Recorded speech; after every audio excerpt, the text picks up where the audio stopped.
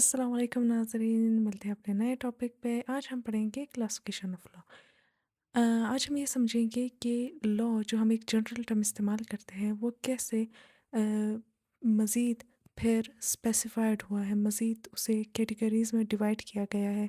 हम सुनते हैं जैसे universal law, man made laws, और मैन मेड लॉज में मज़ीद हम बहुत सारे लॉस के नाम सुनते हैं। तो ये सारे कैसे, इनको किस तरतीब से इनको क्लासिफाई किया है, किस तरह कौन सा लॉ किस में किस कैटेगरी में फ़ॉल करेगा और कौन सा लॉ किस कैटेगरी में फ़ॉल करेगा, तो ये चीज़ें आज हम आपके लिए क्लियर कर देंगे और इस वीडियो की एंड तक। तो यही से हम अब लॉ को समझते हैं। यहाँ पे आपको नज़र आ रहा होगा एक फ्लो चार्ट जिसमें हम आपको एक जनरली आपको समझाएंगे और फिर हम इसको लॉस को एक एक को हम फिर मज़ीद ब्रेक डाउन करके भी समझेंगे। हमारे पास सबसे पहले होता है लॉ। लॉ जो होता है वो फिर डिवाइड हुआ है ब्रॉडर कैटेगरी से, हम इसको देख रहे हैं, ठीक है, कि ब्रॉडर कैटेगरी से फिर वो डिवाइड हुआ है दो कैटेगरीज में मेनली। एक होता है नेचुरल और एक होता है पॉजिटिव, जिसको हम कहते हैं इम्पेरेटिव लॉ भी कहते हैं। नेचुरल लॉ वो लॉ होता है जो यूनिवर्सल हो, ठीक है, जो जिसको हम ये भी कहते हैं जिसने कुदरत ने बनाया है या अल्लाह ताला का बनाया हुआ कानून। तो वो क्या होता है, नेचुरल लॉ होता है जिसपे हम इंसानों की कोई उस पर ज़ोर नहीं हो। दूसरी तरफ पॉजिटिव या इम्पेरेटिव लॉ वो होता है जिसको हम इनफॉर्मल टर्म्स में हम कहते हैं मैन मेड लॉ। तो आसान अल्फाज में जो इंसानों ने खुद बनाया हो, तो उस वो लॉ हमारे पास पॉजिटिव लॉ कहलाता है। फिर हमारे पास होता है इंटरनेशनल। फिर पॉजिटिव लॉ मज़ीद डिवाइडेड है दो लॉज में ब्रॉडर कैटेगरी में। एक है इंटरनेशनल लॉ, एक है नेशनल लॉ। इंटरनेशनल लॉ वो लॉ है जो एक कंट्री से दूसरी कंट्री के दरमियान के जो ताल्लुकात होते हैं उनको गवर्न जो करता है उसको इंटरनेशनल लॉ कहते हैं। दूसरी तरफ नेशनल लॉ वो लॉ होता है जो एक कंट्री के अंदर उसके स्टेट और सिटीजन्स के आपस के दरमियान के रिलेशन को जो कायम रखता है उसको कहते हैं, हम जो उसको गवर्न करता है उसको कहते हैं नेशनल लॉ। फिर नेशनल लॉ मज़ीद डिवाइडेड होता है एक सिविल लॉ और पब्लिक लॉ में। ये हमारे पास दो मेन कैटेगरी होती है नेशनल लॉ की। इसी में ही जितने मज़ीद आपको नेशनल लेवल पे लॉज मिलेंगे जो एक कंट्री के अंदर बनते हैं, तो वो इन्हीं दो कंट्रीज़ में, इन्हीं दो लॉज में फॉल करेंगे, वो इन दोनों से आउट नहीं जाएंगे। सिविल लॉ जनरल इसकी डेफिनेशन ये है कि वो लॉ जो लोगों के आपस के जो उनके वो जो एक ताल्लुकात कायम करते हैं उनके दरमियान जो मतलब कि एक लॉ को गवर्न करता है उसको कहते हैं सिविल लॉ। पब्लिक लॉ वो होता है जिसको हम क्रिमिनल लॉ भी कहते हैं, जो आपके मतलब कि जो आपके दरमियान के लोगों के दरमियान अगर उन्होंने कोई रिलेशन कायम किया हो या नहीं कायम किया हो, अ, उन्होंने अगर रिलेशन कोई नहीं भी कायम किया हो तो फिर भी जो लॉ उनको गवर्न करता है वो होता है पब्लिक लॉ। फॉर एग्जांपल, अगर मैंने एक इंसान दूसरे इंसान के साथ एक कॉन्ट्रैक्ट किया, तो वो कॉन्ट्रैक्ट तो मैंने उनके साथ एक रिलेशन कायम किया कॉन्ट्रैक्ट का, तो वो सिविल लॉ में फॉल करेगा। लेकिन मैंने दूसरे इंसान के साथ कोई रिलेशन कायम नहीं किया एज सच, लेकिन फिर भी बंदे के मुझ पे कोई अंडरस्टूड राइट्स है, एक ह्यूमन राइट्स है और मेरे उस पर है, तो वो एज अ इंसान भी, तो वो क्या है, वो हमारे पब्लिक लॉ में गवर्न होते हैं। फॉर एग्जांपल, वो मुझे हार्म नहीं देगा, मैं उससे हार्म नहीं दूंगी, तो बगैर किसी रिलेशन के भी ऐसा इंसान भी, तो वो पब्लिक लॉ में फिर फॉल करते हैं। तो ये इसकी जनरल डेफिनेशन हो गई। मज़ीद आज हम इसको ब्रेक डाउन करते हैं। सबसे पहले नेचुरल लॉ और पॉजिटिव लॉ। नेचुरल लॉ हमारे पास वो लॉ है, जैसे हमने पहले भी कहा कि कुदरती बना हुआ लॉ है, इसमें हमारी कोई वो नहीं है, ना हम इसको डिस्कवर कर सकते हैं, हम इसको सर्च कर सकते हैं हम, लेकिन हम इसको चेंज नहीं कर सकते। फॉर एग्जांपल, हमारे पास ग्रेविटी का एक लॉ, हमारे पास उसके अलावा रिलेटिविटी की एक थ्योरी जो थी आइंस्टाइन की, उस इस तरीके से जो यूनिवर्सल लॉज को सर्च करने में जितने भी ये जो फिजिस्ट है या जितने भी साइंटिस्ट हैं उन्होंने क्या किया, इनको डिस्कवर किया, उन्होंने ख़ुद बनाया नहीं। तो उन्होंने जितना ये डिस्कवर किया, तो ये क्या ये जो यूनिवर्सल लॉज, तो इनको हम क्या कहते हैं, नेचुरल लॉ। अगर इसके सिंपल एग्जांपल देखें तो सूरज मशरिक़ से निकलता है और मगरिब में ग़ुरूब होता है, तो ये क्या है, एक नेचुरल लॉ है। तो ये इस पर हमारा हम इसको اس کو سمجھ سکتے ہیں، انسانوں نے بار بار دیکھ کر اس چیز کو سمجھا ہے، لیکن انسان اس کو چینج یا اس کے ساتھ کچھ اور نہیں کر سکتے ہیں۔ دوسری طرف پازیٹیو لا جو ہوتا ہے وہ انسانوں کا خود کو بنایا ہوا لا ہوتا ہے، وہ خود کو گورن کرنے کے لیے لا جو بنایا ہوتا ہے اسے پازیٹیو لا کہتے ہیں۔ وہ جیسے کہ ہم لوگوں نے پچھلے لا کی ڈیفینیشن میں ہم نے اس کو جو لا کی جو ڈیفینیشن دراصل ہم نے ڈسکس کی تھی، وہ اسی پازیٹیو لا کے سینس میں ہی ہم نے ڈسکس کی تھی۔ تو اس کو مزید اچھے سمجھنے کے لیے آپ کو وہ ویڈیو دیکھنی ہوگی۔ تو یہی سے ہی ہم آگے بڑھتے ہیں۔ ہمارے پاس پازیٹیو لا میں پھر مزید ڈیوائڈیڈ ہے انٹرنیشنل لا اور نیشنل لا میں۔ انٹرنیشنل لا اور نیشنل لا میں کیا فرق ہے؟ ایک انٹرنیشنل لا جو ہے یہ ہمیشہ ایک کنفیوزنگ ورڈ ہمارے پاس آ جاتا ہے، یہ ہونا بھی چاہیے، کیونکہ اس میں کچھ ایسے ایلیمنٹس ہیں۔ کیسے ایلیمنٹس ہیں؟ ہم جب لا کی ہم نے ڈیفینیشن پڑھی تھی تو اس میں کیا تھا کہ ہم نے کہا کہ لا ایک سویرین بنائے گا، مطلب کہ ایک خود مختار ہوگا جو اوروں نے سمجھا ہوگا کہ ہاں یہ ہمارا بڑا ہے، یہ ہمارے لیے لا بنائے گا، سویرین اس کو کہتے ہیں۔ اور وہ کیا ہوگا؟ وہ لا انفورسیبل ہوگا، مطلب لوگوں کو تابع کرنا ہے، وہ لا ماتحت ہے اس کے۔ اور تیسرا اس کی وائلیشن پر پھر ان کو سزا بھی ملے گی۔ تو اس کو ہم کیا کہتے ہیں؟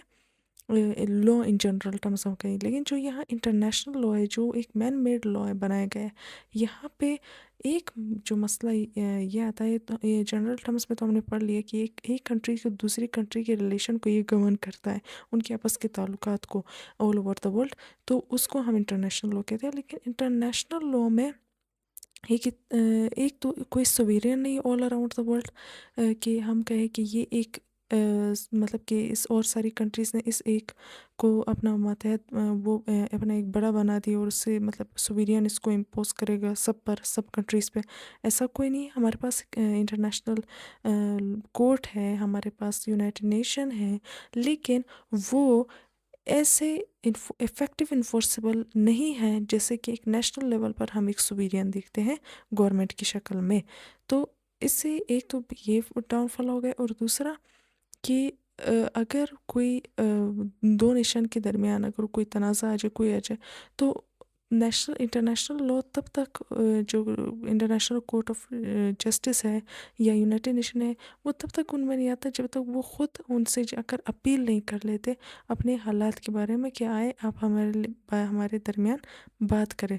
تو ایک تو یہ مسئلہ انٹرنیشنل لا کا آ جاتا ہے، یا انٹرنیشنل جو ہوتا ہے نا، اور جتنے ہیومن رائٹس کے جتنے ایڈوکیٹس ہوتے ہیں وہ ان کو اتنا پرووک نہیں کرے کہ اگر بہت زیادہ ہیومینیٹیرین ایشو ہو تو تب تک وہ مطلب کہ اتنا افیکٹو نہیں ہوتا ہے، اتنا جلدی نہیں جاگتا ہے ایک مسئلے پر۔ تو یہ ہو گیا انٹرنیشنل لا، اور یہ چیز ہمارے پاس آ جاتی ہے۔ اب انٹرنیشنل لا کو تھوڑا ایسا جنرل ڈسکس کرتے ہیں۔ انٹرنیشنل لا میں ہمارے پاس جیسے کہ ہمارے کو کوئی سویرین نہیں ہوتا ہے، ہمارے پاس جو دو اسٹیٹس ہوں گے ان کے آپس کے درمیان کی جو انہوں نے ایک ایگریمنٹ سائن کیا، ایک ٹریٹی سائن کی یا ایک کنونشن سائن کیا، تو وہ کیا ہو جائے گا؟ ایک آٹومیٹکلی ایک انٹرنیشنل لا بن جاتا ہے۔ تو جیسے کہ پاکستان اور انڈیا کے درمیان ایک ٹریٹی سائن ہوئی، جیسے کہ انڈس واٹر ٹریٹی تھی 1960 کی، تو وہ ایک ان دونوں وہ ٹریٹی، اس میں جتنے بھی پروویژنس تھے، جتنے بھی لاس تھے، جو کرنا ہے نہیں کرنا ہے واٹر کے بارے میں، تو وہ ان دو کنٹریز میں صرف امپوز ہوں گے، وہ دوسری بنگلہ دیش اور کنٹریز میں امپوز نہیں ہوں گے۔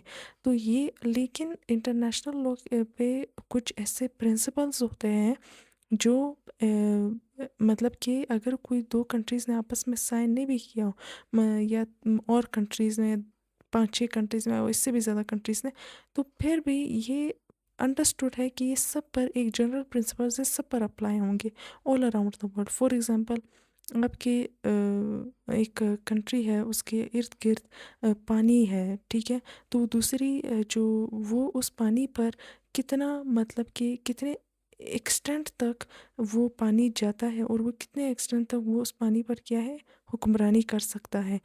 کیا مطلب ایسا تو نہیں ہے کہ بس وہ جہاں تک جاتا جائے گا اور وہ حکمرانی کرتا رہے گا، ایک لمٹ ہوتی ہے۔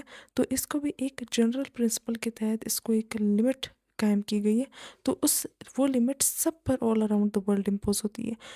وہ یہ نہیں کہ کچھ کنٹریز کہے کہ ہم اس کو نہیں مانتے ہیں تو ان پر امپوز نہیں ہوگی، وہ آل اراؤنڈ دا ورلڈ سب پر۔ اسی طریقے سے اور پرنسپلس ہیں جن کو ڈیٹیل میں جانے کے لیے پر بہت اس میں ٹائم چلا جائے گا تو ہم ٹریٹی ایگریمنٹ کنونشن کیا ہے اس کو بھی اگر مزید اگر ہم بریک ڈاؤن کر کے سمجھیں گے تو اور ٹائم جائے گا.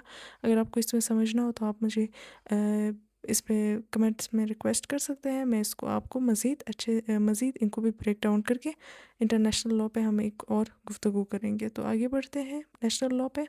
نیشنل لاء ہمارے پاس ہم نے اس کو پہلے بھی سمجھا تھا. ہمارے جو لاء کی جو ڈیفینیشن تھی تو وہی ہمارے پاس کیا ہو گئی نیشنل لاء کی ڈیفینیشن ہوتی ہے کہ اس کے مین ایلیمنٹس ہے کہ یہ سویرین بناتا ہے, یہ انفورسیبل ہوتا ہے اور اس کی وائلیشن پر سزا ملتی ہے, ایک کمپنسیشن ہوتی ہے. تو اس کو ہی ہم کیا کہتے ہیں نیشنل لاء کہتے ہیں.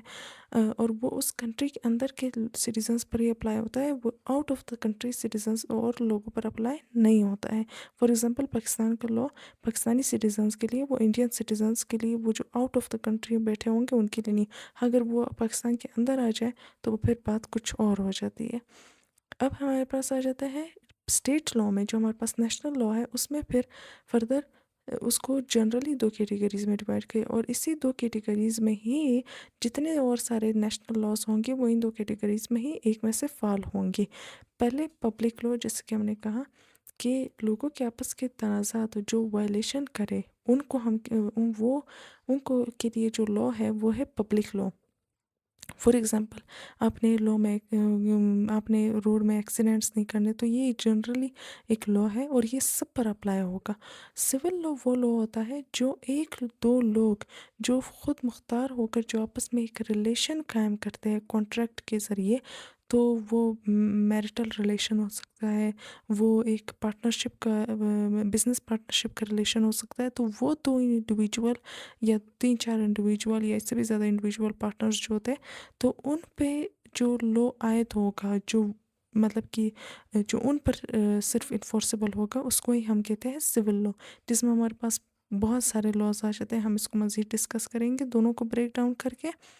تو ہمارے پاس جو پبلک لاء ہوتا ہے اس میں ایک مین فیچر آپ کو ایک اور سمجھنے کی ضرورت ہے, وہ کیا کہ اس میں اگر لاسٹ میں جو گول ہوتا ہے کہ اگر کوئی اس لاء کی وائلیشن کرے کچھ کرے, تو اس لاء میں جو لاسٹ جو ہوگا وہ آپ سے فائن بھی لیا جا سکتا ہے اور آپ کو سزا بھی دی جا سکتی ہے, جس میں ڈیتھ پینلٹی یا امپریزونمنٹ یہ سب بھی آ جاتا ہے. لیکن سول لاء میں ایسا نہیں ہوتا. سول لاء میں عموماً کیا ہوتا ہے کہ آپ جو 1-2 پارٹیز ہے یا مطلب کہ اس سے زیادہ پارٹیز جنہوں نے آپس میں پارٹنرشپ کی ہو, تو ان کے درمیان میں ان کے کانٹریکٹ کے درمیان میں جو اگر کوئی تنازع آ گیا پیسوں کے حوالے سے یا کسی ٹائم کے حوالے سے کسی اور چیز کے حوالے سے, تو صرف وہ جو چیز ہے جو تنازع ہے صرف اس چیز کو عائد کیا جائے گا جو جس پارٹی پر وہ عائد ہوگی لیگلی, ٹھیک ہے. تو صرف اس پر وہ عائد ہوگا.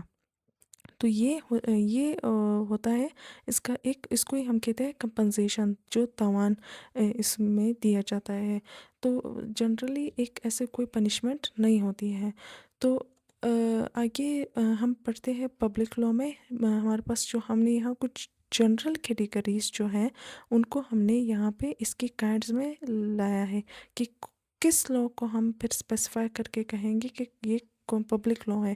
کانسٹیٹیوشنل لاء ہے, فار ایگزامپل آپ کے جتنے کون سے فنڈامنٹل رائٹس ہیں اس کی اگر کوئی وائلیشن کرتا ہے تو وہ سارے پبلک لاء میں آتے ہیں. اس میں صرف کمپنسیشن نہیں بلکہ پنشمنٹ بھی ہوتی ہے, سزا بھی ملتی ہے. تو پھر ہمارے پاس ایڈمنسٹریٹو لاء ہو گیا, ہمارے پاس ریگولیٹری لاء ہو گیا, انوائرمنٹل لاء ہو گیا, لیبر لاء ہو گیا.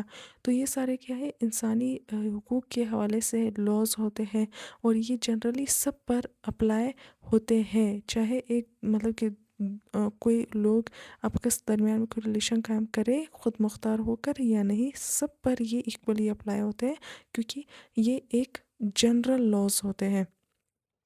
تو اس کے علاوہ اگر ہمارے پاس پبلک لاء کی اور مثالیں دی جائے تو وہ ان کی سب کیٹیگریز ہوگی, مطلب کہ ان کے اندر ہی فال کرے گی. جیسے کہ اگر ایک لاء ہو گیا چائلڈ میرج ریسٹرینٹ لاء, تو وہ ہمارے پاس کون سا, وہ فنڈامنٹل رائٹ سے ریلیٹڈ ہے. وہ ہمارے پاس اگر ایک فنڈامنٹل رائٹ ہمارے کانسٹیٹیوشن میں بات کی جائے تو رائٹ ٹو لائف, تو وہ اس میں اصل میں کانسٹیٹیوشنل کیٹیگری میں ایک فنڈامنٹل رائٹس کی کیٹیگری میں فال کرے گا وہ لاء. تو یہ سب کیٹیگریز ہوتی ہے. اس کے علاوہ بھی اور بہت سے لاءز ہیں. تو یہ سارے مطلب کہ اگر آپ کو کچھ جنرل پرنسپلس اگر آپ پبلک لاء کے حوالے سے اگر آپ صحیح سمجھ لیں جنرل ایلیمنٹس، تو جو ہم نے یہاں ڈسکس کیے ڈیٹیل میں، تو آپ پھر جتنے اور لاز ہوتے ہیں آپ اس کو کلیریفائی کر سکتے ہیں کہ یہ سول لاء ہے، یہ پبلک لاء ہے۔